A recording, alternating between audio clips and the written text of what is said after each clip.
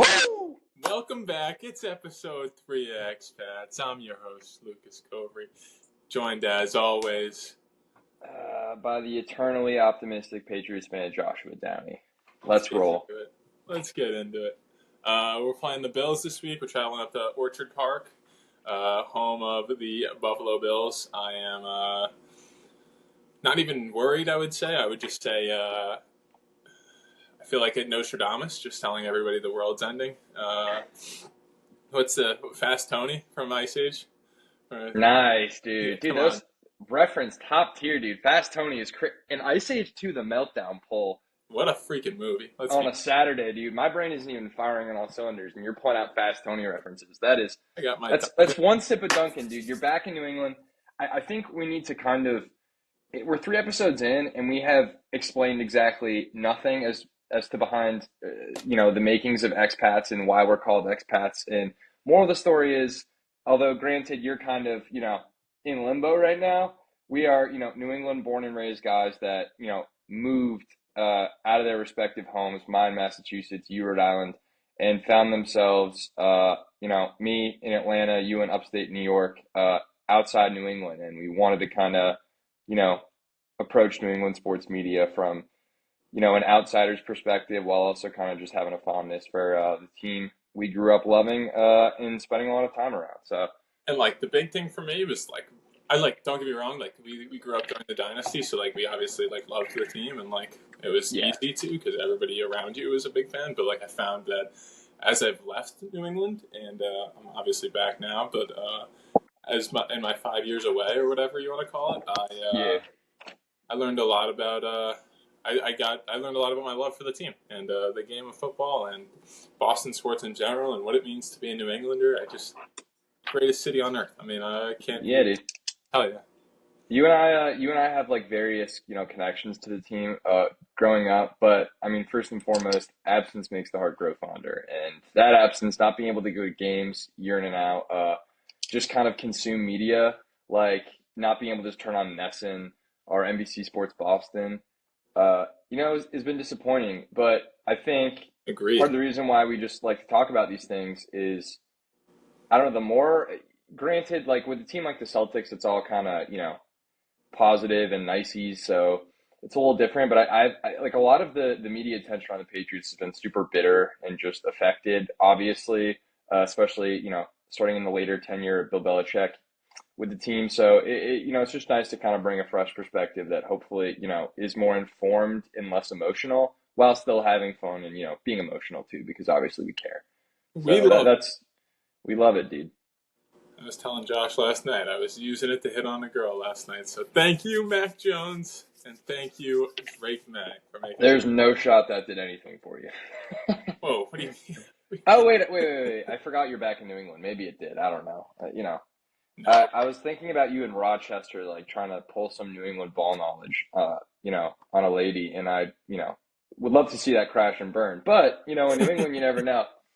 You got some great Pats loving ladies up there. So let's jump into it. We got we're recording Saturday. What is it? The 21st. Probably, one of the biggest sports days of the year. We got NFL. We got college football. We got international soccer. We got hockey, we got basketball, we got pretty much everything you could possibly want in a day today. Just all of it, and we're going to be talking about the Patriots Bills, which I intentionally don't try to look at too much of the betting odds. You're more of a better betting man than I do, but I think, it's a 2-score. They have the line at a 14-point, which honestly, it could be worse. Josh Allen could account for 14 points just on the ground. So I don't mind, we'll put it at that. I think a big narrative, if we're going to try to paint a positive picture here, is just hopefully, especially, for big Drake Maye guys like you and me specifically, this could be the start of a long-standing, beautiful rivalry between Drake Maye and Josh Allen. 2 quarterbacks in a division that, that could really kind of, set the tone for the next decade. And that's exciting, if anything else, that we're going to get kind of, Allen versus, Allen Light or Allen Herbert hybrid, whatever you want to call Drake Maye. But that's really exciting. It's just, even for neutral fans, it's got to be kind of a cool first game. to have, especially so late in the season. No, it'll be a good one. I think it's really important to see. Obviously, like Drake's the North Carolina kid. I'm a little bit nervous after the win game and all the poor Josh or Mac Jones like just scars I have. But Yeah. it'll be. Do we have a weather report? It's supposed to be freaking freezing. I'll find out the Yeah. exact, but knowing Buffalo, it'll be cold and snowy if I had to guess. It's interesting, kind of while you're looking that up. Degrees and light snow. 11. Let's go. I mean, it was snowing. It was snowing up north. What was it, yesterday? So Drake Maye got to get a little practice in the snow, right? That's good. Well, I came back to Rhode Island yesterday, and it was like snowing the whole way down. And I woke up yesterday. I woke up yesterday. I was like, I can't wait to be in New England, get away from upstate New York, and just woke up to just like a foot, not a foot, but like 3 inches of snow. I love it, dude. I got no snow down here in the ATL. It's kind of cold, but I wouldn't expect any snow anytime soon. But I think like a cool, again, as we're talking about the first kind of, link up of the Drake Maye and Josh Allen, I think a cool thing to note is kind of how full circle we've come. Like, at the beginning of Josh Allen's career, he's, a top 5, top 6 draft pick, was it? I want to say he was 6th overall, or was he 7? Right. I don't remember. But in front of some, or behind some guys, I should say that. Yeah. That was the Josh Rosen draft, right? Where he was taken 10th, and he was like, they're all going to regret. I might be conflating years here and don't want to get caught Baker up. Mayfield, Sam Darnold, Josh Allen, and then Lamar Jackson is the latest first round pick. Oh, yeah. So, I mean, you get 2, potential Hall of Famers in there. It's not even a bad quarterback draft class, and I like Baker a lot. I mean, if you're going to redraft, you're probably going in some particular order. Allen and Lamar, you can, interchange them depending on what suits your fancy, and then Baker. But anyway, as I was saying, we're kind of full circle because, like, at the start of Allen's career, he's a young quarterback coming into, like, a team that had known dysfunction, kind of like Drake is now.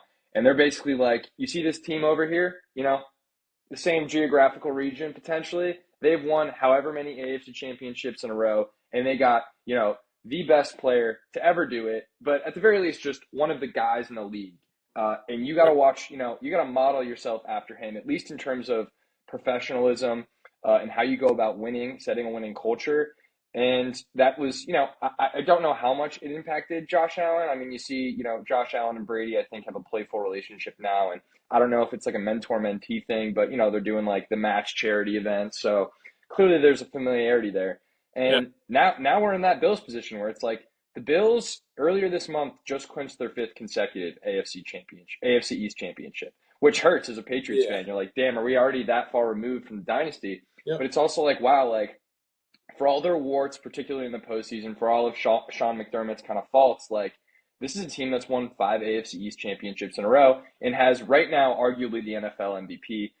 Again, splitting hairs between him and Josh Allen, but Drake Maye, and especially because it's not like Brady and Allen where it's just like model yourself after his like work ethic and dedication to the game. It's like you can model yourself physically after Josh Allen. Like you guys have a lot of similar traits. You might not be able to be as physically imposing necessarily, but there's definitely a lot of overlap there. So it really can be, a positive experience for him, even if we do get, curb stomped. So it's exciting. It's exciting to kind of, rewrite that kind of, the NFL is very cyclical in a lot of ways, and we're kind of seeing that firsthand this season. No, and it's really cool for us. I feel like or me specifically, as somebody who spent a lot of time around Bills fans, like it's a passionate crowd, and they are somebody who like, as like from a fan's perspective, like Patriots fans get like I remember when I first got up there, and I would tell people I was a Patriots fan. The look of disgust that you would just get from people, and they'd be like, "I hate you. You're the worst." Like all this stuff.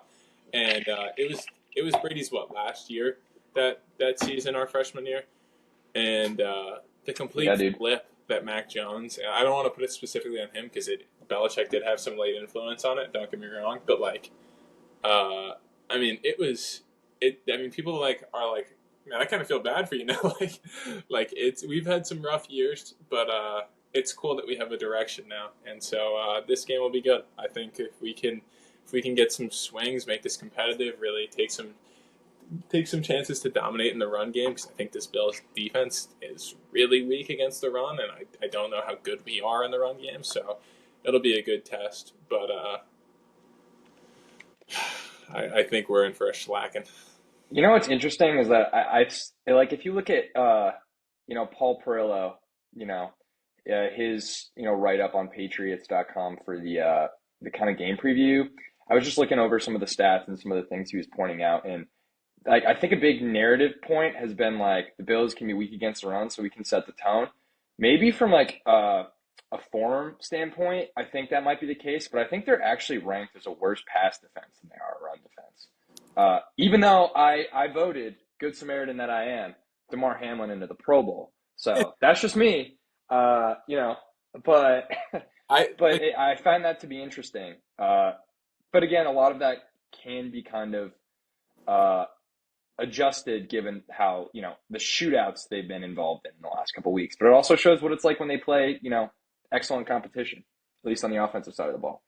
That's my thing. I think the last few weeks, probably even from a points per game perspective, have screwed everything up. Like, I'm willing to bet there. I mean, they were going up against the Lions, like, offensively for the highest scoring team, and they must be. After the last 2 weeks they've just had, they probably have to be twice. Like, not twice, but, like, they have to have it. Like, they have to have the edge at this point. But So total defense rank. Now, this is a combination of yards per game and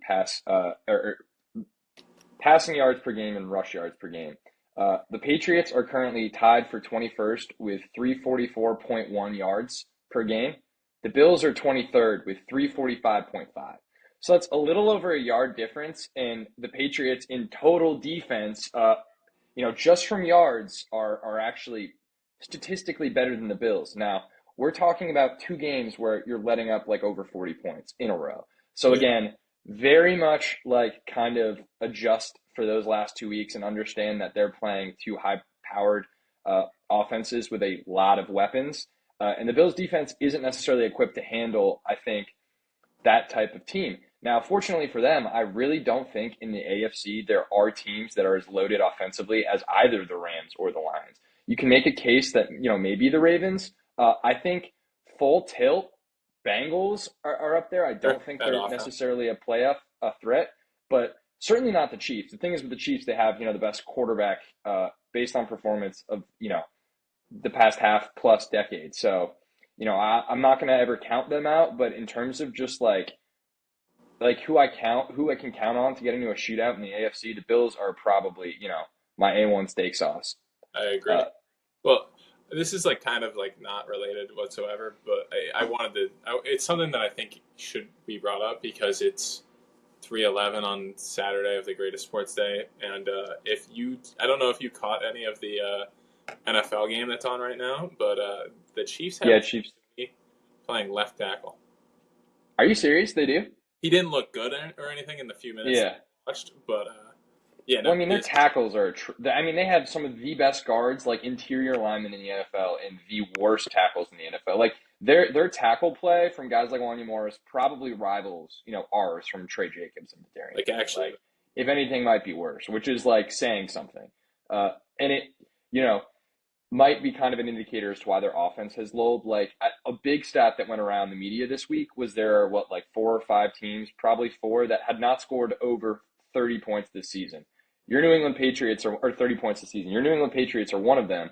Obviously, we haven't even hit 30, and the Chiefs are the other. Now, it's a little misleading because I'm pretty sure they've hit 30 exactly twice, but the Chiefs are the only team out of those groups that haven't scored more than 30 points to not have 3 wins or below. So they're kind of an anomaly from a point standpoint. They just have a really excellent defense. But back to the game at hand, some other kind of interesting, stats to go over. Again, we're looking defensive stats aren't even, that far apart between the 2 teams. Now, their points allowed per game is better than ours by about, 2 on the nose, but it's just little things. It's those the football minutia, dude. Turnover differential. -7 for the Patriots, +18 for the Bills. Again, we might be looking at a very similar thing to late dynasty Patriots where they statistically don't have a great defense, and it's kind of aged in certain areas, although they've kind of tried to initiate some turnover, especially letting guys like Trey White go, Jordan Poyer go. But they're getting turnovers. They're plus 18 in the turnover differential, and they have a quarterback that isn't turning the ball over, which for Josh Allen is a great career progression for him. And if I'm a Bills fan, I'm stoked about that because that is one of the few knocks on him.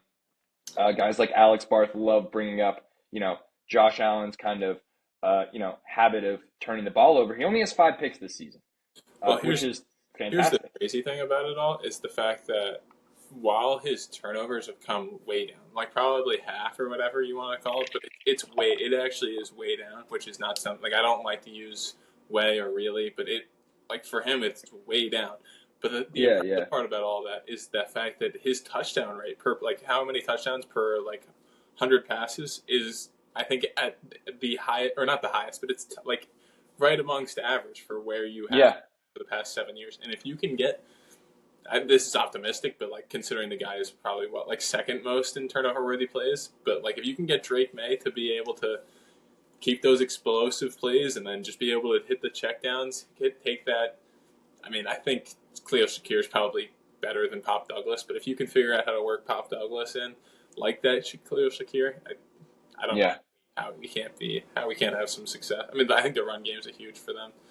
Well, it's definitely, again, after last week, we need some schematic efficiency from Alex Van Pelt. We need some intentionality. We talked about that, but you also just need help. From the guys that aren't going to show up on the stat sheet. And another kind of glaring difference between us and Buffalo is Josh Allen's, pressures as well as sacks taken. The Bills have only allowed 13 sacks this season for a total of 61 yards lost. The Patriots are at 45, over 3 times as many sacks for 301 yards lost.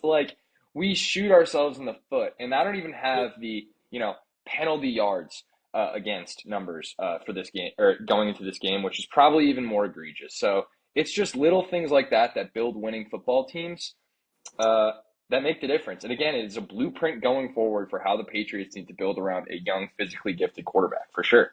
No, and I think something great that they did was they made free agency moves to build that offensive line, but they also went out and they traded what ended up being Justin Jefferson to get Stephon Diggs. And don't get me wrong, right now Jefferson's undoubtedly the better player, but 2-3 years ago, dude, Steph Diggs was one of the best receivers in the league, and you cannot tell me that he was not a huge fact or a huge reason behind why Josh Allen is an MVP frontrunner today. Well, what's interesting about that is that was a move they made to get him proven league talent that will help build up him in his game, and it absolutely did that. You're right, but it also kind of from a similar Tee Higgins standpoint, except not as exaggerated because Jamar Chase probably is the best wide receiver in the league at least this season. Steph Diggs was, I think, one of the younger, more talented receivers, but he was second fiddle in a Kirk Cousins offense to Adam Thielen for a long time. So that move built his career. He'll be remembered as a Buffalo Bill in the success that him and Josh Allen had together, more so than Minnesota. And if it wasn't for the Minnesota Miracle, he would have been just a slightly above average, player in hindsight, looking back at that, and he left to get a shot too. And again, we might be able to do something similar with Tee Higgins, where it's this guy has wide receiver 1 written all over him. He just so happens to play with the wide receiver 1. Let's get him on a team and build him up and build Drake Maye up simultaneously. And then maybe you can get to a point like Josh Allen down the road where you don't necessarily need to pay that guy number 1 money, whoever he might be. You can kind of build and draft because you have a guy that literally is just, putting the team on his back week in and week out like Josh Allen is. So that's the hope. Yeah, that's the thing. I think Tee Higgins, in the way, I think they both, the common thread between those two guys, Diggs and Tee Higgins, is that they both are always open. I think more so for Diggs gets so much separation in man-to-man. I remember 2 Thanksgivings ago, that rowdy, or I think it was probably 3 at this point, but that route he had on Marshawn Lattimore where he opened it up as he opened it with a fade, then ran a slant, then opened his hips up and got the zig or whatever you want to call it, the scroll route or whatever, and just toast. And that's one of the best corners in the league. Tee Higgins, unfortunately, not that good of a route runner. It's sad, but Steph Diggs in his prime was probably one of the best route runners in the league. But he's got that frame that I think you can get with Drake, and like those two would eat up. So like if you want to go Travis Hunter, or you want to go Luther Burden at that point, like it's up to you. But I think Tee Higgins is a must. I like the point you make there that they're not the same players in terms of, earlier career Steph Diggs and Tee Higgins. Like, how much do you think with a guy like Drake Maye should we value getting an elite route runner, an elite, separator between the sticks, especially because, just some of the throws Drake Maye makes, like, just on the money on guys that aren't getting separation and, rarely get separation downfield. So Drake Maye is not even utilizing one of his biggest strengths, which is his cannon of an arm in terms of, big plays of 20 yards or more in the air. And that's something I'd love to be able to see from him going forward. And that's what you get Tee Higgins for. So we do need better route runners in the middle, but we just have a lot of guys that are kind of like, short field technicians supposedly, and it's not doing the job. Partially because, they're not top end talent, but also just because how many of, the same players can the Patriots kind of throw out there season after season and expect different results? It's, it's borderline insanity. That's the thing, dude. And I think a lot of it with Diggs and Gabe Davis and Dawson Knox, and like they had some great deep threats. Like, even Gabe Davis, like that one post, granted, I'm just cherry picking games from like primetime slots, but that one game that he had like 4 touchdowns or whatever it was in, he was cooking safeties, and that's the key. They were just getting cover 4 and then running like number 2s or number 3s against safeties and just eating the matchups up. And I think with Allen, he was not as accurate as May was as May is right now, and that's why I think Diggs was so big, because he gets so open, whereas May, just like you said, just puts it on the guy, and you need people who can actually catch it when they put it on him. And I think Tee Higgins has great hands, and I think weirdly, like that actually makes a really good pairing, which even in this conversation, like I did not go in thinking I was going to say that, because I don't know how good Tee Higgins looks. Like, you're a big proponent on him being injured a lot, and like maybe he's not worth going and making a move and throwing a big bag at. But I think this conversation has me convinced we're throwing $35 million at him. We could. I think my injury concerns are definitely like, still there for me. But again, like it could just be 2 players and their teams, and also just like, the severity of what it is they're going through, having very different kind of approaches to like contract seasons in terms of Tee Higgins and Jamar Chase, whereas Higgins gets a little banged up. Maybe he doesn't want to, further jeopardize his health and the money he can earn by going out there when he's not ready. And we've seen like it might work, because when he's been on the field this year, he's been electric. And it's not like his production has taken a hit when Jamar Chase does well, or Jamar Chase's production takes a hit with Tee Higgins. They're just both feasting. And it's probably because they have the best passer in the league right now in terms of statistics in Joe Burrow.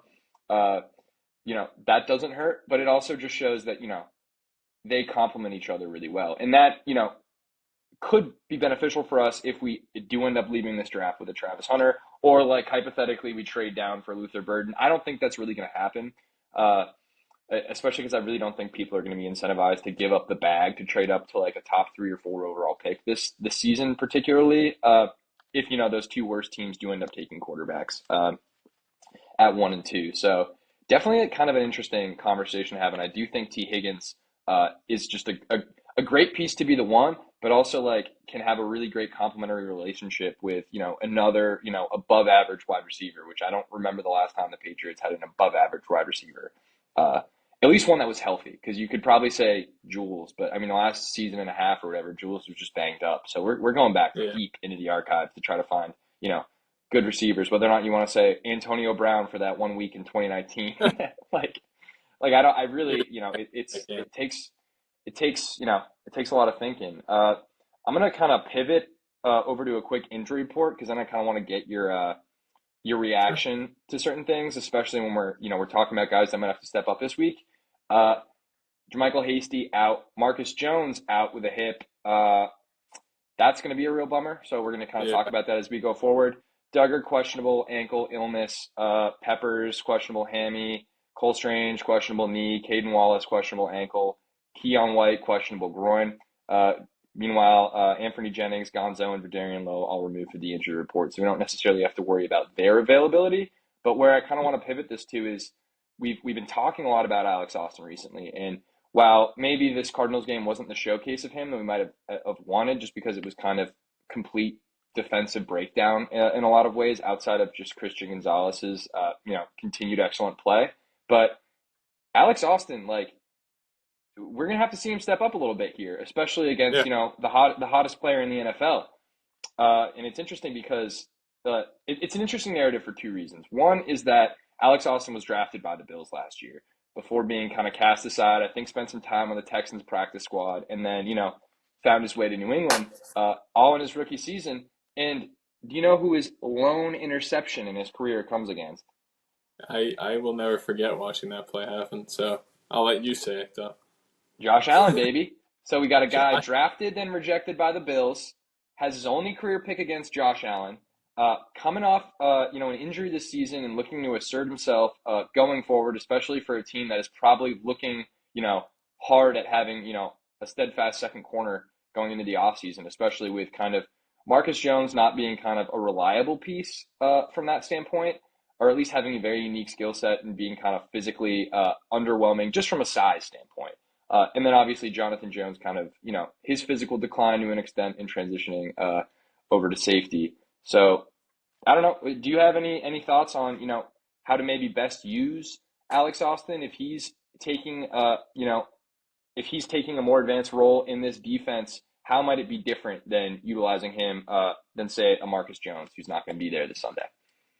So here's my thing. I think you're not going to really see any. I mean, you'll probably see some coverage because you have to kind of sprinkle it in there. But I think as often as you can avoid bringing extra people, and granted, it's easy to say that from like my seat and not have to worry about Josh Allen sitting in the pocket. But like, I don't think you'll see any man coverage. I think he's too big of a threat to run the ball. Like, I don't think. I mean, we've seen him just absolutely torture guys like freaking. I forget who that one play where he's in Gillette. I think it was the first year they had Diggs, where he just like throws the guy off of him and then throws the ball to the corner to freaking. And, like, if I have to watch that again, dude, I will lose my mind. So I don't want to see man coverage. I don't think it's because of the receivers or anything. I just think he's too big of a threat in the run game. But I think you'll see like.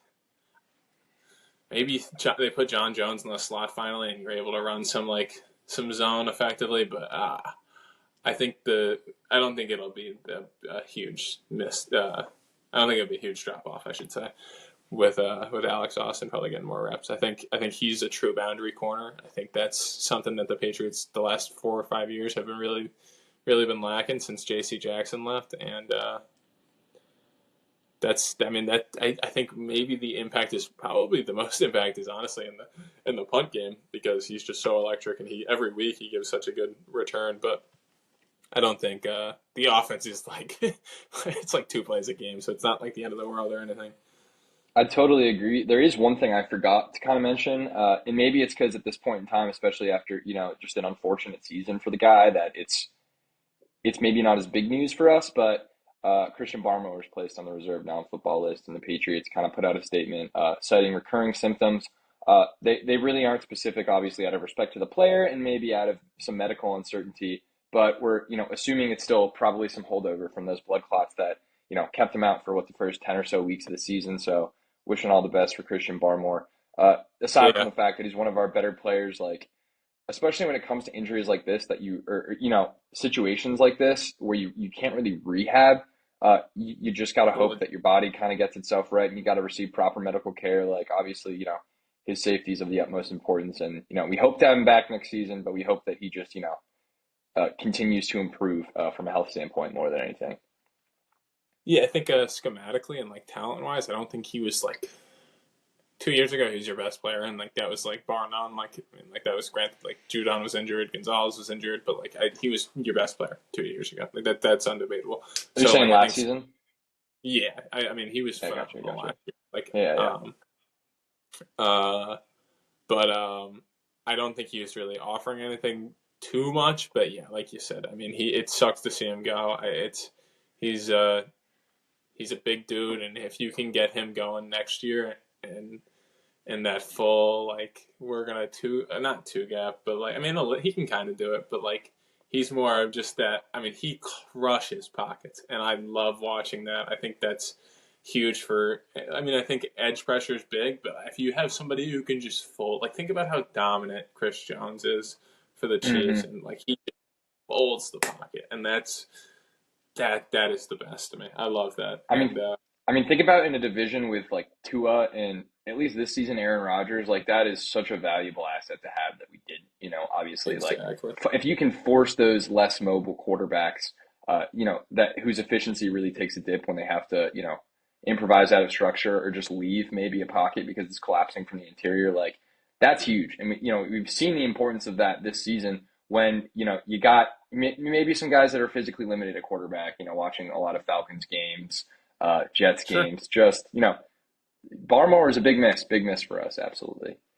No, I have oh, sorry, keep going. No. I was just gonna say, like, you're total. I hadn't even thought about like Tua. I think if you can get him off his spot, you might have that situation fixed finally.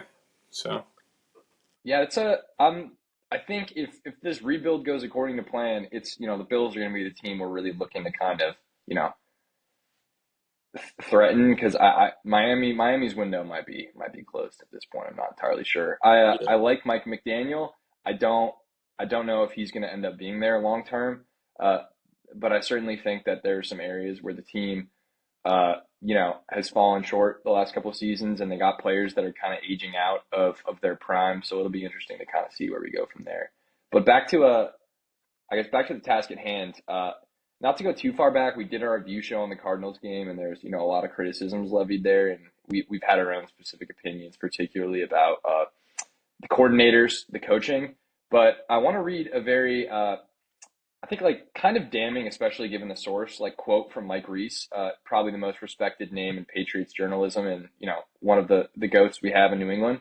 I want to read you a quote, kind of get your reaction, and then give you a former Patriots legend reaction to just kind of show the state of our organization right now. Because I woke up to this morning and I was not ready. I was, physically, my body did not know how to react to something that that I saw this morning on Instagram. So I'll love to get your take on it. But this is a quote.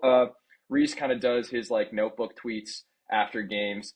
A lot of it is schematic stuff, personnel stuff, but he kind of just started out with a more holistic approach, just kind of talking about what he sees from the Patriots. And this again from a guy like Mike Reese that everyone in the building loves. Like he's probably one of the few people in New England journalism where like every player would have a beer with Mike Reese, and everyone from the crafts to down to equipment guys probably love the dude. He's special. But this is what Mike Reese said, posted to his Twitter. The Patriots got what they deserved. It was an unacceptable performance for a team coming off a bye, and there should be genuine soul-searching at all levels of the organization for how a team with a Patriots logo on the helmet could allow that to happen. Damn. Mike Reese is. That's Mike Reese, dude. Literally the nicest guy in the whole world. I was mad after that game, but I not anywhere. Yeah, I mean that's like you can picture that he was probably thinking a lot worse than that, and he definitely calmed himself down. And probably, there's probably some real specifics that he's thinking of, which is unfortunate to say, but I mean, he's not wrong. That's the thing. Mike Reese will never lie to you. So no, he's a straight shooter. Now, can I tell you what Rob Ninkovich's reaction to this? Yeah.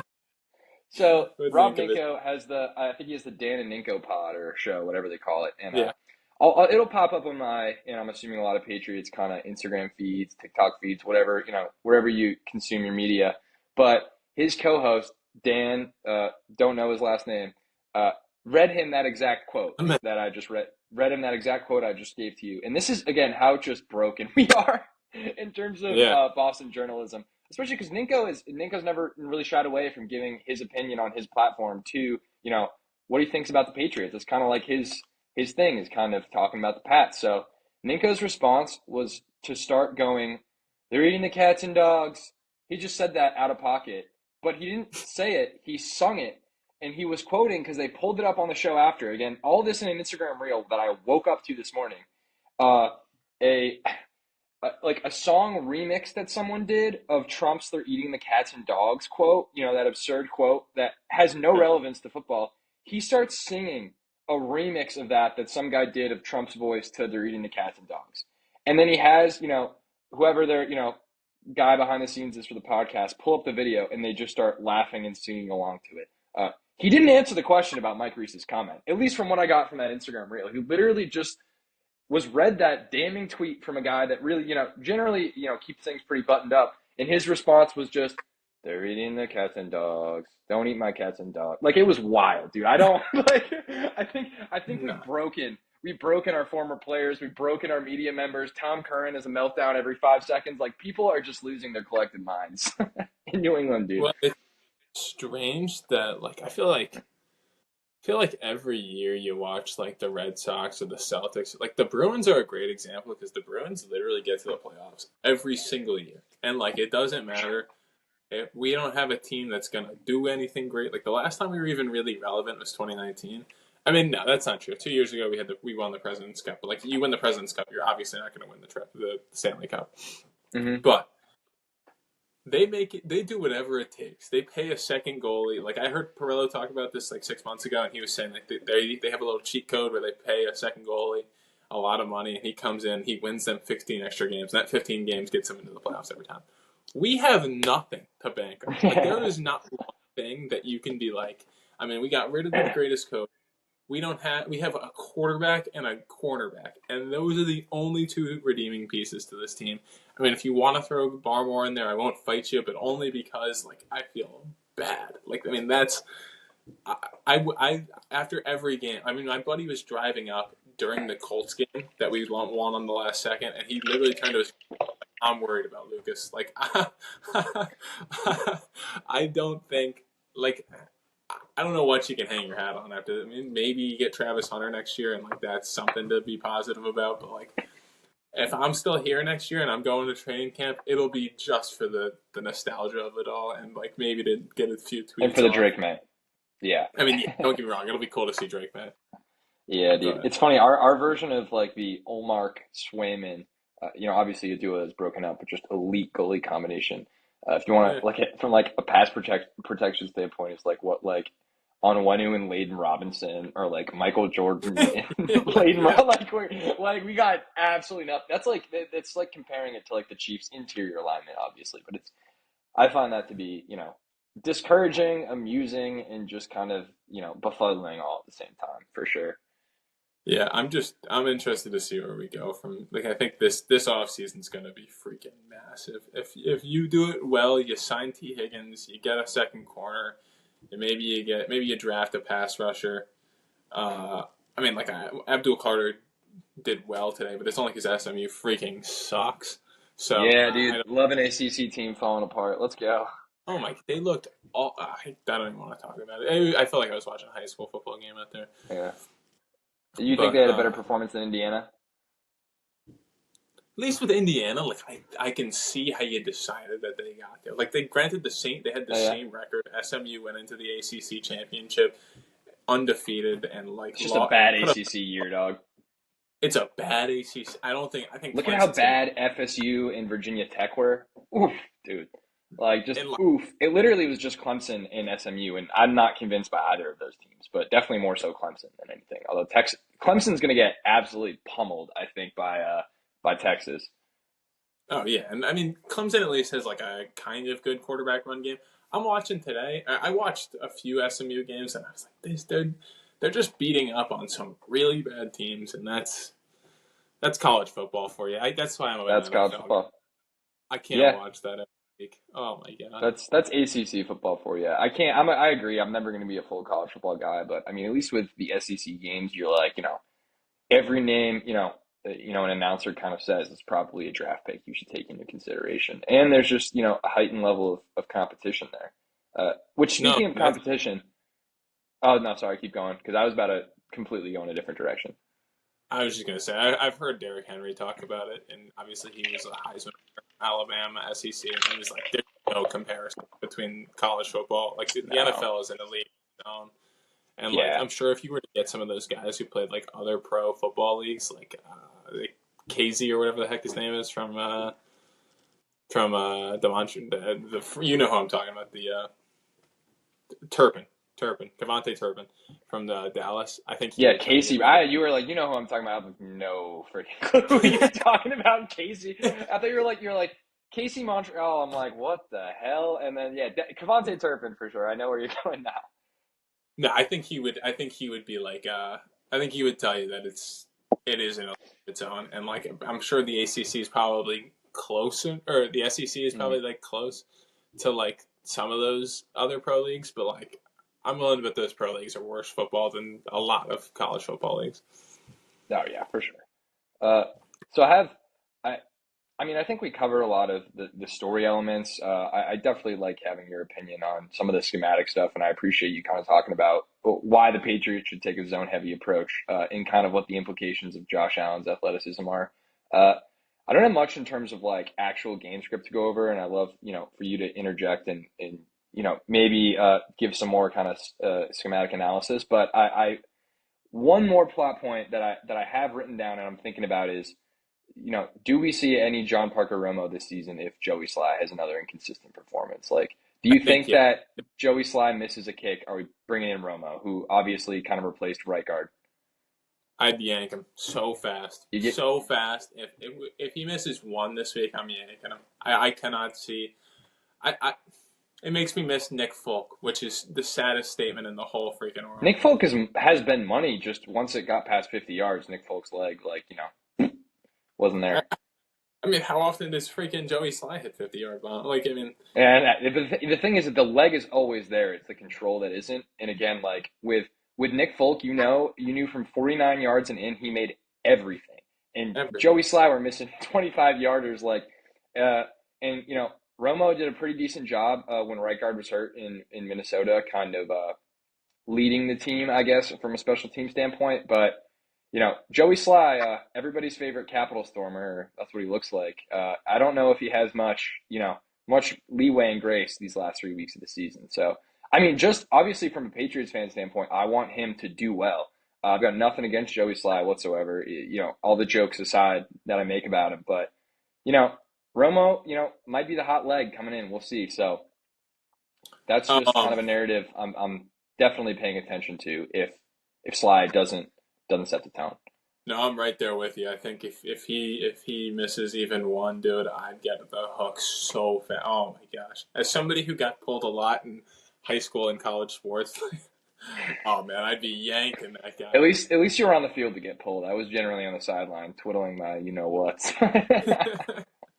But no, I can't watch it. I cannot watch it. It'll drive me up a freaking wall. Bad special teams. Again, we talked about this. I don't remember if this was like in one of our first episodes that we did air. And I think going forward, especially in the off season, I'd love to kind of pitch the idea with you where we kind of highlight, a player from the dynasty that kind of made an impact that, maybe we didn't appreciate, maybe guys like Patrick Chung that we can then see in our deficiencies now that, were necessary. But I talked earlier about how unheralded it was to go from Adam Vinatieri to Steven Gostkowski and how that's literally like going from Favre to Rodgers. We had such a seamless transition there in terms of special teams stability and reliability, and we're not getting any of that. And our best special teams player of the season isn't going to be there this weekend. So that's a little scary. No, and I totally agree. I mean, literally, this is going to sound insane. People are think I'm lying, but I swear to God, my first football jersey was an Adam Vinatieri jersey. But that's sick. That's a sick jersey, dude. Sick jersey. That's a sick jersey. I mean, he's a legend. Yeah, he is. The problem was he spent more time with the Colts than he did with us, which kind of stunk. But he's a Patriots. But the kicks in terms of what it is that man did with his glorious foot. He'll forever be a Patriot. Come on now. He has 4 rings, which is crazy. Wild. Yeah, no, he has 4 rings. Yeah. Butker's probably gonna be in that territory pretty soon, but not in terms of like actual like legendary GOAT status, just from a ring standpoint. He might be the next guy. Butker's good. I'm watching this Chiefs game, and I mean he doesn't really miss. He is real solid. He's Yeah. the guy in the league right now. Which just again, it really sucks when you have the best quarterback in the league to also be like, here's the best kicker too. Which again, there was what the Patriots essentially had. Obviously, we had early career Justin Tucker, who was fantastic. So he kind of took the torch. But Gostowski was like the most reliable kicker in the NFL for a while. Yeah. And yeah, it just sucks not to have him. Do you have kind of anything else to add, especially in terms of this game preview? Because I have a little game I wanted to play with you, but I don't want to kind of disrupt any flow while we're getting into it. We're at 45 right now, and again for previews, we're getting this far. That's pretty good. I don't know, Yeah. how far in the weeds we need to go, but I definitely want to play a little game with you. Well, my last thing would be like I think the real difference I started to notice with Josh Allen is like we talked about me being from upstate. Like I went to the school where the Bills practiced for training camp, and I think I think it's big to highlight these things of like where I think he got better, because if you looked at like the first few times we played him, we smacked him, and we were throwing a lot of these too high sets out, and he was just throwing right into them. And we had great safeties at the time, great corners, Gilmore, J.C. Jackson, McCourty deep. And I think the turning point when I really started to notice how good he was not when he was beating those things, but when he became comfortable just turning around and pounding the rock against those two high shells. And I remember watching it. That I hate going back to that game because it literally scars me. I think it was probably 21 where he came in and just slacked us. It was the COVID year, like nobody was in there, and just slacked us. He was throwing the ball all over the junction, right? But he was also just between the 50s, just here you go. Here you go. I don't even remember who I think it was probably Devin Singletary, but he must have had a huge day against us because he was just comfortable just taking what the defense was giving him and just pounded his way all the way down there, and then like came up big when it mattered in the red zone. And if we can get out of seeing these 7-person boxes and like really have people who can like actually beat people over the top, and like we can develop a vertical passing game, you'll know Drake is fully formed when he's able to just be like, you know what, it's not there right now. We're gonna take this and we're gonna hand it off to the next great Patriots running back, Cam Scatterbo. Oh, dude! Oh my God! Oh no! I would lose it if they drafted Cam Scatterbo in the 4th round. I have a lot of respect for him. He's a dog, but that would actually be terrible for this offense.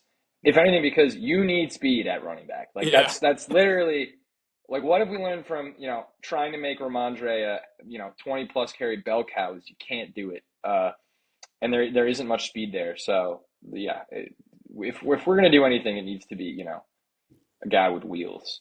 I agree. So again, I'm not that proficient in college football running backs right now. Obviously, you have the Genty Scatterbo kind of duo that have performed exceptionally well this year.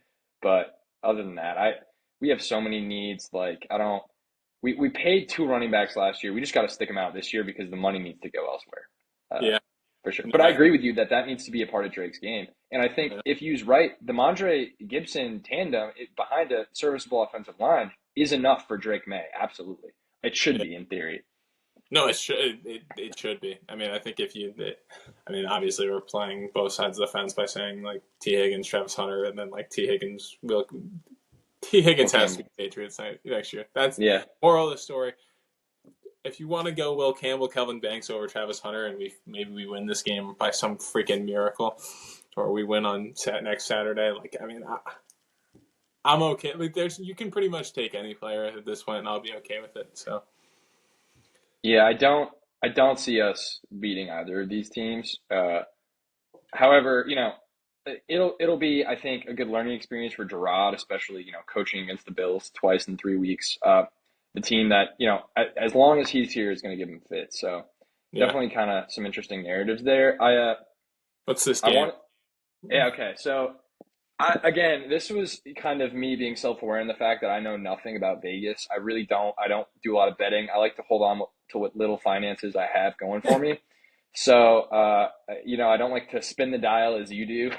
You're all out pressure, just betting all the time, dude. You're going to Gauge 8 on FanDuel, man, which I respect. And, you know a lot more about things than I do. But I thought I'm I'll start a little game, and maybe every week or every couple weeks we can play, especially during a preview when you talk about what you need to talk to, and you might talk about what you need to talk about and not have much left over. So this is going to be Josh's BS prop bets. That I don't look at Vegas. I don't know what they have any of these prop bets as. I just made my own just from the top of my head. I have 5 of them here, and I'm going to kind of rattle them off to you. Give like a 15 to 20 second, don't think about it too long. Just say yes or no and why. Because, you don't have to talk for 30 minutes about, some crap that I just made up. But I'm very interested to see what your thoughts are, for these arbitrary bets that I just made. So no, I'm excited to hear them. I'm pulling up DraftKings as we speak so that I can compare them. Okay, yeah. So find the actual odds of what you're saying. I think that's a great idea. Yeah, and again, you're far more proficient in the betting arts than I am. So this is going to be, from an inexperienced boy like myself. But first one I got here is Drake Maye over under 250 total yards. Way under. Totally. So you think what you think, like he has like 30 yards, or do you think he's completely irrelevant in the run game right now with Alex Van Pelt's kind of comments this past week? It would pain me if that's the case, but what the fuck? Oh, damn. I'm going to have to... I don't know. We're going to lose all our YouTube money now, man. Dang, dude. Well, I can't even get into DraftKings, so whatever. Just off the dome, dude. We'll quick fire him. We don't have to, do any research on one. Oh, you're saying total yardage? Yes, that's 250 total. Because at first I was going to say 225 pass, and I'm like, I don't know. Like, what about 250 total? 250 total? I could see it happening. I could see him gashing this team. I could see them getting up a ton and then just saying, you know what, you guys have to pass, and Drake's gonna do his thing and try to get us as close as he can. But I don't think if the team produces over 300 yards offense, I'd be 350 yards because I think you could get to like 320, but like you're not cracking 350 on these guys. Yeah. And if they crack 300, 250 of it being Drake would not surprise me. Okay. Next up. Joey Sly, over under half a field goal miss. Half a field goal miss. So basically, is he missing or is he not missing this week? I would be shocked if he didn't miss. I'll be honest. So you're taking the over on the 0.5 field goal misses from our kicker. That's always a good thing. Well, my thing is it's windy up there. Like that's like kind of a crummy stadium. I mean, it's literally built like the Coliseum. Like that's the thing. It's like just a freaking bowl. And it's a wind tunnel in there. It's not as bad as Gillette, but that's a wind tunnel in there. Well, maybe if Joey Sly does end up, playing against Buffalo next year on our team, somehow I'll set the line at 1.5. So we know he'll miss one. It's whether or not he'll miss a second in those conditions. So I think you're probably right that given the conditions and given his recent form, we're looking at a miss or two for sure. Yeah. Next one. Josh Allen over under 3.5 total touchdowns. 3.5. The real question is, do you think that if I were them, I wouldn't even like the threat of the QB run game is probably enough to like actually open everything up. So like, I mean, it's the real question is how many times do they get down to the 1 yard line? Yeah, because it could be 3 tush pushes. Like just from the one like that, and that would be, and I think he'll throw at least one. So it pains me to say this, but yeah, let's take the over. My thing is, as a Josh Allen fantasy owner, I'm kind of nervous because he could literally just take his foot off the gas halfway through the second quarter if they like beat the brakes off us in the first. So that, and I also do think, given that our despite obviously a lot of woes in the passing game, our run defense is not better than our pass defense in terms of total yards allowed per game. So I could see a James Cook kind of legacy game where they're like, shitty conditions, pardon my French, go out there and get some touchdowns. Like James Cook, just get 25 plus carries. Like, let's just bell cow. You've had a good season. Let's, make you earn your money here and maybe take the foot off the gas for Josh Allen, who's literally just put the team on his back for like the last however many weeks since, he got engaged to Haley Steinfeld. It's been like the Jordan Love Toyotathon stat that's been going around. So it's crazy. I could see them boat racing is the proper term, I believe. Boat racing. Okay.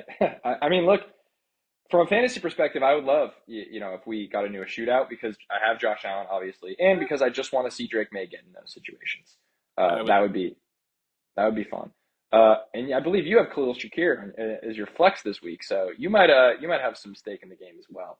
That's the scary thing. So I got two more left, and again, my arbitrary bets, my prop bets. Antonio Gibson over under 50 total yards. The real question is, does he break one long run? So, yes, I'll take the over. Yeah, I'll take the over. Yeah. All right. I'm being optimistic. Yeah, you definitely are. So my last one I have is Mondre over under 65 rushing yards. Nah, I'm taking the under on that one. I don't know how long it's been since he cracked 65, but last week. Really? I think he went 13 for 65 last week, I want to say. That's fine. So that's why I was kind of interested, especially I think with Gibbs, 13 for 69, Gibson 7 for 33. And then obviously there's another 30 or so yards Gibson has receiving. That was just kind of an interesting thing for me with Ramondre. Does Gibson's increased workload actually lead to him being able to just get me 70 yards a week if you can, or 65? So we'll see how that usage goes. If he can break, one or two 10+ yard runs, then it might be a different story. But I don't necessarily disagree with you that depending on how far the Patriots end up falling behind, we might kind of abandon the run game, especially later on. I can very much see that happen. This might be the week to. No, I don't think it's the week to start Drake Maye. No, you're starting Jared Goff, which is smart. I think that's a winning move on your part. I don't even know who the Lions play at this point, but maybe it's someone in the AFC North. I don't remember. I don't have the games going for me. But that was. I hope you enjoyed my BS prop bets. I don't know, if any of those are even remotely close to what Vegas is kind of putting out there. But this was just literally me waking up and kind of just having opinions about maybe where it is, around what territory we're looking at some of these guys in terms of, stats, or in Joey Sly's case, field goal misses. Joey Sly. No, I did. I think that's a hell of a category. All right, that's all I got. I don't have any more, Ninkovich or prop bet stories to share with you. Do you have any other kind of closing remarks, maybe things that you look to see? Being a guy that really kind of dives into the X's and O's. I will not stop beating the table for pounding the table. Is the expression? Not beating the table, but I will not stop. Whoa. Table for taking the snot out of my table. Yeah. I need to see some RPOs. I think I'm watching this Chiefs game right now, and obviously they have a guard playing left tackle. I mean, granted, it's an all-pro guard, but they know that he's out there, and they play from ahead, and they like to get the ball out of Mahomes' hand quickly. And granted, I think Mahomes is great at processing like that, but it's a great way to get your skill players. It's a great way to get Pop. It's a great way to get Xavier Worthy the ball quick and against good matchups, and it's a great way to get Antonio Gibson into the right hole and going downhill quick against a defense that's probably not suspecting it. And just please, one on first down. If I see one RPO on first down, I will be you guys will be able to hear it. Hell yeah, dude. I mean, I agree. I think if there's a week to do it, especially against a defense that hasn't been electric, especially not in its run defense, definitely an opportunity there for some RPOs. Whether or not, I mean, given Alex Van Pelt's comment this week, whether or not he factors in any intentional Drake Maye run into the offense, that's another story. Maybe he'll feel the pressure from some of the criticisms levied against them, and maybe keep it to Drake short yardage situations on third down. We're just gonna run you, but not have it be some sort of design run trickery or intense RPOs. I'm hoping RPOs on first down, as you said, but Alex Van Pelt came out this week and was like, if we weren't a 3-11 team, I would treat Drake Maye differently in terms of his running abilities and that part of his game and that part of his athleticism. Because Alex Van Pelt, obviously wants to protect the quarterback of the future for the Patriots, which, for better or worse, will help him, get out of the season, a little less banged up, hopefully. But at the same time, it's I want to see a blueprint going forward, and I want to see some creativity and, we're not getting it from ADP. We're getting like one interesting play a game that almost just seems more fluky than anything, and we don't even have that. My initial one of my initial like the thing that made me want to do my BS bets was I was going to go Marcus Jones over under 1.5 touches or like one touch or a half a touch rather. So that's obviously ruled out for us. But what can he do? What can he do? What can Alex Van Pelt do this week to really kind of set the gears in motion? That's the big question. No, and I think Perillo talked about it on our show, but they weirdly have done a good. I don't know if it's a good job because I don't know if I like them reacting to the media and then being like, "All right, Marcus Jones, get the ball." Like, I don't know how much I want to actually see them start running Drake now, but I mean, like any of that, an option would be cool. I think it's a good way to help your line out. So, but that's it for me. I mean, I don't know if you had anything else. No, I'm all booked up now. I'm just ready to see Josh Allen v Drake Maye, Volume 1, dude. That's exciting to me. I have no faith in the play calling or our ability to stop what has become probably the most dangerous offense in the NFL the last several weeks, and literally because of that man right there. But I'm excited. I'm excited to see kind of the current cream of the crop, versus the next guy up. And I think Drake Maye really has that potential. And we could see, a really electric, fun, entertaining AFC East going forward where games this late into the season between, interdivision rivals, could have an impact every single season, which is exciting. And we got a little bit of a taste of that with kind of the Tua v. Josh Allen thing. But I think, again, I'm pessimistic on the Dolphins' outlook going forward. And I just think, I think Drake will be a better quarterback prospect than Tua. I couldn't agree more. I think Drake is going to be him in a few years. So, all right. Well, we'll see you guys on Monday, Tuesday, something. Go Pats. Go Pats.